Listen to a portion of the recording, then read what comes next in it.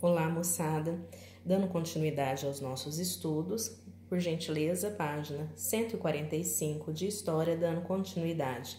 Os escravizados também se rebelam.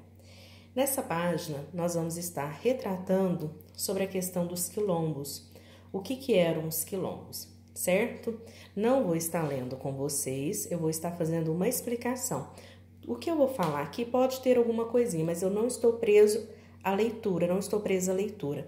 Então, eu vou dar uma explicada e é basicamente também o que vai estar aqui, tá bom?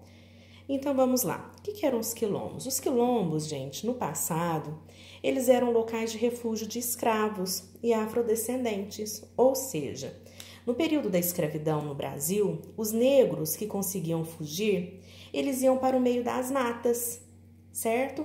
Em locais que eram escondidos, fortificados, quer dizer, protegidos. Esses locais eram chamados quilombos.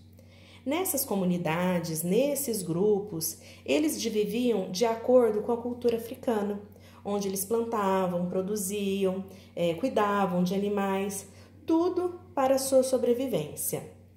Para vocês terem uma ideia, havia centenas de comunidades espalhadas pelo Brasil, ok? Os quilombos, eles acabavam demonstrando uma resistência, um combate à escravidão, ou seja, eles queriam dignidade e queriam o quê? Liberdade, certo? Vamos pensar o seguinte, com o passar do tempo, a gente pensa assim, só tinham negros? Não. Com o passar do tempo, tinha brancos, índios e mestiços, que também foram habitar nos quilombos. Eram refugiados, eram pessoas, refugiados que eu digo assim, eram pessoas que fugiam também, eram desse sistema de escravidão. Então, eles também iam habitar nos quilombos. Aqui na nossa apostila vai estar falando, quer ver? Vai falar dos índios, mas também haveriam brancos e mestiços, certo?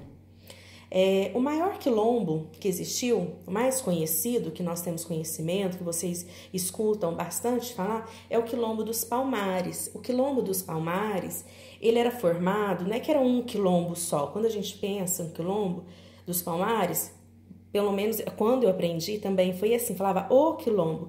Não era. Eram 10 comunidades que eram muito próximas uma da outra, certo? Então, aí por isso que era considerado uma só, mas era que ficavam muito pertinho umas da outra.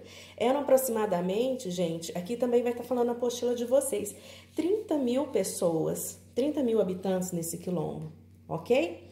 Hoje em dia, professora, tem quilombos? Sim, tem algumas comunidades quilombos. E eu quero que vocês pesquisem quais são essas comunidades. Nós temos no Rio de Janeiro, nós temos no Nordeste, nós temos várias comunidades de quilombos. Algumas comunidades são muito pobres, outras têm acesso à educação, algumas ainda, gente, lutam para sobreviver. Então, tem vários tipos de quilombos, que tem umas que mantêm a cultura, outras, comunidades estão lutando ainda com essa questão do quê? Da urbanização. Então, eu queria que vocês pesquisassem aí, tá joia? E quem era o que mais chamou atenção dessa comunidade?